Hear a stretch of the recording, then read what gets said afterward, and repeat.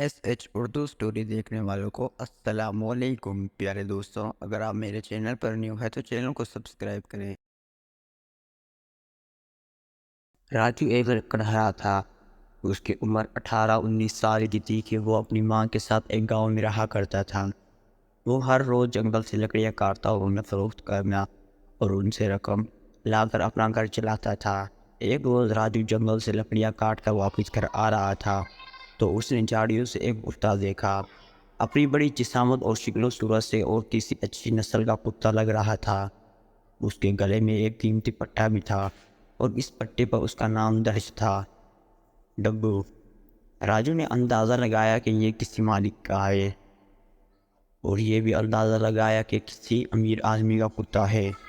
ڈبو زخموں سے چور تھا، جس کے جسم پہ جگہ جگہ خون رس رہا تھا اور زمین پر پڑا گہری سانسیں لے رہا تھا۔ راجو اس کے نزدیک آیا تو وہ اسے رحم طلب نظروں سے دیکھنے لگا۔ راجو کو ڈبو پر بہت ترس آیا۔ اس نے لکڑیوں کا گٹھا ایک طرف رکھا اور اٹھا کر گھر کی طرف لے گیا۔ اس کی ماں ایک رحم دل عورت تھی۔ ڈبو کی حالت دیکھ کر وہ پریشان ہو گئی۔ اس نے جلدی سے گرم پانی کر کے اس کے زخموں کو دھویا، گھر میں موجود جڑی بوٹیوں سے بنی ہوئی دوائیں کے زخموں پر لگائی۔ ڈبو کی حالت ذرا سنبھلی تو اس نے دودھ میں روٹی بھگو کر کھلائی اور نرم نرم سوکھی گھاس کا بستر بھی بنا دیا اور اسے لٹا دیا۔ جب ان تمام کاموں سے فرصت مل گئی تو راجو دوبارہ جنگل گیا۔ وہاں سے اپنی لکڑیوں کا گٹھا اٹھایا اور بازار کی طرف بیچنے نکل گیا۔ اسی دوران وہ مسلسل زخمی ڈبو کے متعلق سوچ رہا تھا۔ اس کے جسم پر لگے زخم کتنی تیز دھار ہتھیار کا نتیجہ معلوم ہوتا ہے۔ وہ حیران تھا کہ اس بے زبان پر کس نے اتنا ظلم کیا ہے۔ اس کی لکڑیاں اچھے داموں فروخت ہو گئی۔ وہ خوشی خوشی گھر لوٹا۔ گھر آیا تو اس نے دیکھا ڈبو مزے سے گھر کے ایک کونے میں مسلسل گھاس کھا رہا ہے اور اس کی ماں مسلسل اس کو دیکھ بھال میں مصروف تھی۔ چند روز سے گزرے تھے کہ ڈبو چنگا بھلا ہو گیا۔ اس کے زخم پوری طرح سے بھر چکے تھے اور وہ بھاگنے دوڑنے کے قابل ہو چکا تھا۔ اتنے کم عرصے میں ہی وہ راجو کی ماں سے بہت منقوص ہو گیا۔ راجو کو دیکھ کر اس کی حالت ہی تبدیل ہو جاتی اور وہ اپنی دم ہلاتے ہوئے اس کے پیچھے پیچھے گھومتا لگتا۔ ایک روز راجو جب جنگل کی طرف چلا تو اس گھر سے نکلا تو ڈبو بھی اس کے ساتھ نکل لیا۔ راجو نے سوچا کہ اسے میں اپنے جنگل کے ساتھ لے جاؤں، وہ خوش ہو جائے گا۔ دونوں جنگل پہنچے تو ابھی راجو نے اپنا کام شروع ہی نہیں کیا تھا کہ ڈبو نے ان جھاڑیوں کے قریب پہنچ گیا جہاں سے چند روز پہلے راجو کو زخمی حالت میں ملا تھا۔ وہاں پہنچ کر وہ زور زور سے بھونکنے لگا۔ کچھ نہایت تیزی سے بھونکتا ہوا راجو کے پاس آیا اور اس کی قمیض کا دامن دانتوں میں دبا کر اسے بلانے لگا۔ راجو سمجھ گیا کہ اسے جھاڑیوں کے پاس لے کر کوئی چیز دکھانا چاہتا ہے اور اس کے ساتھ جھاڑیوں کے نزدیک گیا۔ ڈبو جھاڑیوں میں گھس گیا۔ تھوڑی دیر بعد باہر آیا تو اس کے منہ میں قیمتی موتیوں کا ایک ہار دکھا۔ اس ہار کو اس نے راجو کے قریب زمین پر گرا دیا۔ راجو تو حیرت سے گنگ ہو کر رہ گیا اور ہار نہایت قیمتی لگ رہا تھا کیونکہ اس میں ننھے ننھے جگمگاتے ہیرے جڑے ہوئے تھے۔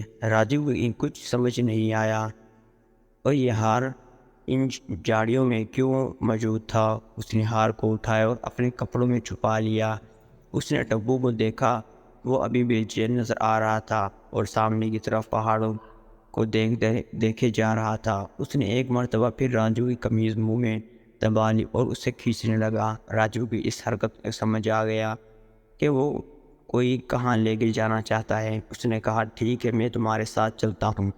ڈبو نے اپنے ساتھ لیے پہاڑوں کی جانب چل پڑا۔ وہ زمین پر کچھ سونگھتا بھی جا رہا تھا۔ پہاڑوں کے نزدیک پہنچ کر وہ وہاں کے دامن میں دور تک بڑے بڑے درخت نظر آئے۔ ڈبو اسے لے کر ان درختوں کے جھنڈ میں داخل ہو گیا۔ ابھی وہ لوگ کچھ ہی دور گئے تھے کہ راجو کو ایک سخت سی پختہ عمارت نظر آئی۔ وہ عمارت گھر سے نظر نہیں آتی تھی کیونکہ اس درختوں نے گھیرا ہوا تھا۔ عمارت دیکھ کر راجو بہت حیران ہوا۔ وہ ڈبو کے ساتھ ساتھ جھاڑیوں میں دب کر بیٹھ گیا اور عمارت کے آس پاس کا جائزہ لینے لگا۔ اس عمارت کے باہر اس چند لوگ نظر آئے۔ ان کی شکلیں کافی خطرناک تھیں اور ان کی میانوں میں تلوار نظر آ رہی تھی۔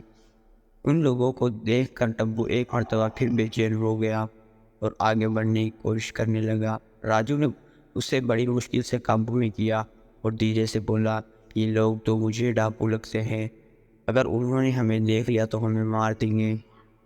ہمیں جوش کی نہیں گوشت کی ضرورت ہے۔ یہ کہہ کر اس ڈبو کے گلے میں پڑے ہوئے پٹے کو پکڑا اور واپسی کے لیے مڑ گیا۔ وہاں سے واپس آ کر اپنا کام شروع کر دیا تو پیٹ ڈلے تک اس نے ساری لکڑیاں کاٹ لیں۔ آج اس نے جلدی واپس کا سوچا تھا، اس لیے اس نے لکڑیوں کا ایک جگہ باندھا اور انہیں اٹھا کر چل دیا۔ بازار میں جا کر اس نے جلدی لکڑیوں کو فروخت کیا اور گھر کی طرف چل دیا۔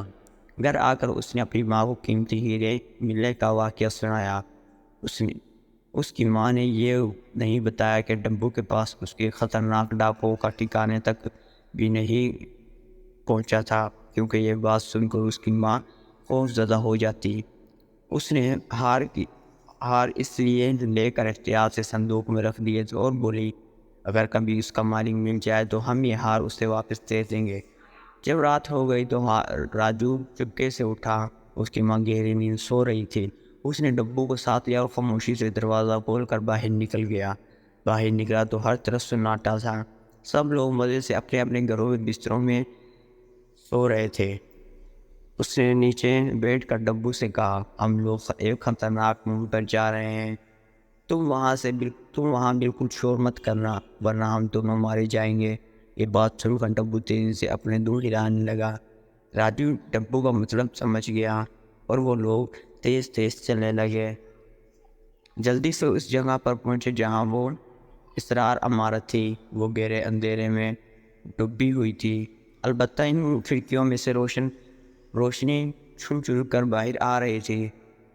راجو نے خوب غور سے آس پاس دیکھا تو کوئی اسے نظر نہیں آیا اور وہ دور اور قدموں آگے بڑھا۔ اس نے عمارت کے مرکزی دروازے پر پہنچ گیا۔ ابھی وہ دروازے کو دھکا ہی نہیں دیا تھا کہ اس کے کانوں میں ایک آواز آئی، کون ہے؟ راجو کے جسم میں خوف کی ایک لہر دوڑ لگی۔ اس نے کمر سے باندھا اور زنجیر نکال کر ہاتھ میں پکڑ لیا اور اندازہ لگا لیا کہ آواز کہاں سے آئی تھی۔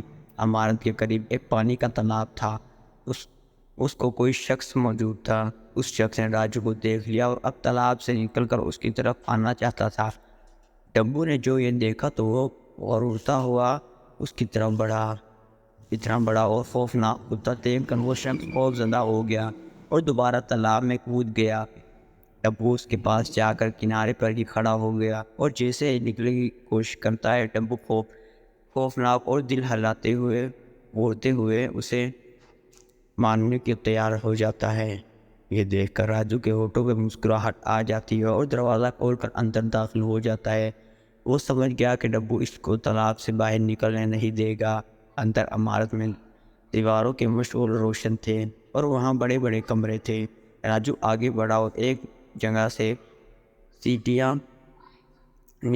نیچے جاتی نظر آئی اور سیڑھیاں اترنے لگا اور ایک تہہ خانے میں پہنچ گیا۔ تہہ خانے میں بڑی بڑی بوریاں تھیں جو سونے، چاندی اور اشرفیوں سے بھری ہوئی تھی، اور کونے میں ایک مضبوط رسی سے جکڑی ایک لڑکی نظر آئی جو راجو کو حیرت بھری نظروں سے دیکھ رہی تھی۔ راجو جلدی سے اس کے نزدیک پہنچا اور زنجیر سے اس کی رسیاں توڑ دیں اور اسے آزاد کر دیا۔ اچھی لڑکی، تم کون ہو اور تم کہاں سے آئی ہو اور تم کو کس نے قید کیا؟ میں اس شہر میں مشہور سوداگر شہریار کی بیٹی حسین بانو ہوں۔ چند روز پہلے میرے ابا کے ساتھ دوسرے شہروں سے آ رہی تھی کہ رات کے وقت ڈاکوؤں نے ہمارے قافلے پر حملہ کر دیا اور ہمیں لوٹ لیا۔ میرے گلے میں ہیرے جواہرات کا ایک قیمتی ہار تھا۔ میں نے اسے اتار کر جھاڑیوں پھینک دیا تاکہ وہ کسی کو نہ مل سکے۔ ہمارا سارا اسباب اپنے قصبے میں لے کر انہوں نے مجھے ہی پکڑ لیا اور اپنے ساتھ لے آئے۔ میرے وفادار ڈبو نے میری بہادری سے ان کا مقابلہ کیا، مگر ان ظالموں نے اسے زنجیروں سے مار دیا۔ جانے اب ہم اب وہ کہاں ہوگا، پتہ نہیں زندہ ہے یا مر گیا۔ ڈاکو کا سردار مجھ سے شادی کرنے کے لیے اصرار کر رہا ہے۔ میرے انکار سے اس نے غصے میں آ کر اس تہہ خانے میں قید کر دیا۔ مگر نوجوان، تم اس جگہ پہنچے کیسے؟ میرا نام راجو ہے، میں ایک لکڑہارا ہوں۔ یہاں تک میری تمہاری ڈبو لے کر آئی ہے۔ اسے میں نے جاڑیوں میں زخمی حالت میں دیکھا تو اسے اپنے گھر لے گیا۔ میری ماں نے اسے زخموں پر دوا لگائی اور وہ اب بالکل ٹھیک ہے۔ یہ ڈاکو اب کہاں ہیں؟ لڑکی یہ سن کر بہت خوش ہوئی اور وفادار ڈبو چنتا ہے نے اس نے کہا، ڈاکو ہر روز رات کو لوٹ مار کرنے کے لیے چلے جاتے ہیں اور صبح ہونے سے پہلے واپس آ جاتے ہیں، اور ایک ساتھی یہاں نگرانی کے لیے موجود رہتا ہے۔ اب جلدی سے جلدی یہاں سے نکالو، اس کی فکر مند کرو۔ تمہارا ڈبو اس تالاب میں نکلنے نہیں دے رہا۔ میرا خیال یہی ہے کہ آدھا گھوڑا تو انتظار کر رہا ہوگا۔ ہمیں یہاں سے نکل کر ایک طویل اطلاع دینی پڑے گی تاکہ وہ اپنے سپاہیوں کی مدد سے ان ظالم ڈاکوؤں کو گرفتار کر لے۔ وہ دونوں تہہ خانے سے باہر آئے۔ عورت کی پچھلی طرح ایک گھوڑا تھا، ایک گھوڑا بند ملا۔ راجو نے جلدی سے اس پر ذہن کسی حسین بانو کو بٹھا کر گھوڑے کی ایڑ دی۔ گھوڑا تیز دوڑتا اور ہوا سے باتیں کرنے لگا۔ حسین بانو کے بتائے ہوئے راستے پر چلتا ہوا وہ جلدی سے جلدی گھر پہنچ گئی۔ شہریار سوداگر ہوئے اس کی بیوی زندہ سلامت دیکھی تو وہ خوشی سے برا حال ہو گیا۔ انہوں نے حسین بانو کو گلے سے لگایا اور راجو کا شکریہ ادا کیا۔ حسین بانو نے جلدی جلدی اپنی پوری کہانی سنا دی۔ راجو نے کہا، جناب ہمیں دیر نہیں کرنی چاہیے۔ کوتوال اور سپاہیوں کو لے کر فوراً ڈاکوؤں کے اڈے پر پہنچنا چاہیے تاکہ انہیں گرفتار کیا جا سکے۔ کوتوال تو تھا وہ شہریار سوداگر کا دوست تھا۔ شہریار سوداگر نے اسی وقت راجو کو لے کر کوتوال کے گھر پہنچا اور اسے پورا واقعہ سنایا۔ ان ڈاکوؤں کی ہر طرف لوٹ مار مچا رکھی تھی اور تمام لوگ اس سے تنگ آ گئے تھے۔ کوتوال نے بھی چاہتا تھا کہ انہیں گرفتار کر کے جیل میں ڈال دے مگر وہ پکڑ نہیں پا رہا تھا۔ شہریار سوداگر کی کہانی سن کر وہ سارے سپاہیوں کو تیاری کر لی اور راجو ان کے ساتھ ڈاکوؤں کے ٹھکانے پر پہنچ گیا۔ ڈبو نے ابھی تک ڈاکو کے ساتھی کو تالاب میں نکلنے نہیں دیا تھا۔ وہ جیسے ہی باہر نکلتا وہ اسے گھورتا اور ڈاکو کا ساتھی مارے ڈر کے دوبارہ پانی میں کود جاتا۔ راجو انہیں لے کر پہلے تالاب میں ہی پہنچا کہ سپاہیوں کو دیکھ کر ڈاکو کے ساتھی نے پانی ڈبکی لگا کر بچانا چاہا مگر کب تک جلد سے جلد اسے سانس لینے کے لیے اوپر آنا پڑا۔ ایک سپاہی نے کمان پر تیر چڑھا کر اسے نشانے میں لے لیا۔ اگر زندگی عزیز ہے تو باہر آ جاؤ ورنہ تیروں سے چھلنی کر دوں گا۔ ڈاکو کا ساتھی خوف زدہ ہو کر لڑتا ہوا باہر نکلا۔ اسے سپاہیوں نے گرفتار کر لیا۔ کوتوال اپنے ساتھیوں کو ادھر ادھر چھپا دیا اور ڈاکو کو واپسی آنے کا انتظار کرنے لگا۔ صبح ہونے والی تھی کہ زیادہ دیر نہ گزری تھی کہ ان کے کانوں میں گھوڑوں کی ٹیپ کی آواز سنی۔ سب ہوشیار ہو گئے۔ جلد ہی ڈاکو وہاں پہنچ گئے۔ ان کے سردار نے کہا لگا کر، آج تو ہمارے ہاتھ میں بہت سارا مال لگا ہے۔ میں بہت خوش ہوں۔ میری دولت میں روز بروز اضافہ ہوتا جا رہا ہے۔ اس کے ساتھی گھوڑوں پر لوٹ مار کے سامان کو اتارنے میں مصروف تھے کہ کوتوال کا اشارہ پاتے ہی تمام سپاہیوں نے تلوار ہاتھ میں اٹھا کے اور ٹوٹ پڑے اور جلد ہی انہیں قابو کرنے کے لیے مشتاق ہو گئے۔ سارے ڈاکو زمین پر بند چکے تھے اور خوف بڑی نظروں سے کوتوال اور سپاہیوں کو دیکھ رہے تھے۔ تمام لوگ معصوم لوگوں پر ظلم اور ترس کا بدلہ ملے گا۔ قاضی صاحب تمہیں کڑی سزا دیں گے۔ تمہاری وجہ سے مخلوق خدا بہت مشکل میں تھی۔ کوتوال نے نہایت غصے سے کہا، اگر نوجوان راجو ہماری مدد نہ کرتا تو تم لوگ یہاں ظلم و ستم کا بازار گرم کر کے رکھتے۔ اس کے بعد تم واپسی ہو گئی۔ شہریار سوداگر راجو کا بہت احسان مند تھا اور اس کی بہت خاطرداری کی۔ اگلے روز راجو نے جاڑیوں سے ملا ہوا ہار بھی شہریار سوداگر کے حوالے کر دیا۔ بادشاہ کو بھی اس واقعے کا علم ہوا تو اس نے راجو کے کارنامے پر ہزاروں اشرفیوں کا انعام دیے کیونکہ اس کی وجہ سے خوفناک ڈاکو گرفتار ہو گئے۔ کوتوال نے بھی اس کا بہت شکریہ ادا کیا۔ شہریار تو راجو سے بہت خوش تھا۔ اس کی ہمت اور بہادری کی وجہ سے اس کی بیٹی اسے واپس مل گئی۔ ایک روز اس کا شکریہ ادا کیا اور اپنی بیوی کے ساتھ گھر بھی لے آیا۔ ڈبو بھی ان لوگوں کے ساتھ تھا۔ راجو کی ماں انہیں دیکھ کر بہت خوش ہوئی اور اس بات پر بھی بھولا نہ سما رہی تھی۔ اس کے بیٹے نے اتنی بہادری کا سر کام کیا جس کی تعریفیں سب کر رہے تھے۔ سوداگر راجو کی شرافت اور ایمانداری سے بہت متاثر تھا، کیونکہ اپنی غربت کے وجود راجو نے اپنی بیٹی کا ہیرے جواہرات کا قیمتی ہار بھی اسے واپس کر دیا۔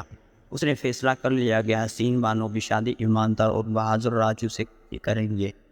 چند دنوں کے بعد اپنی بیٹی کی شادی راجو سے کرا دی۔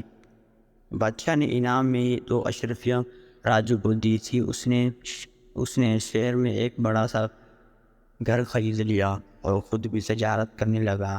اب ان کے دن پھر گئے اور اپنی ماں حسین بانو کے ساتھ ہنسی خوشی رہنے لگا۔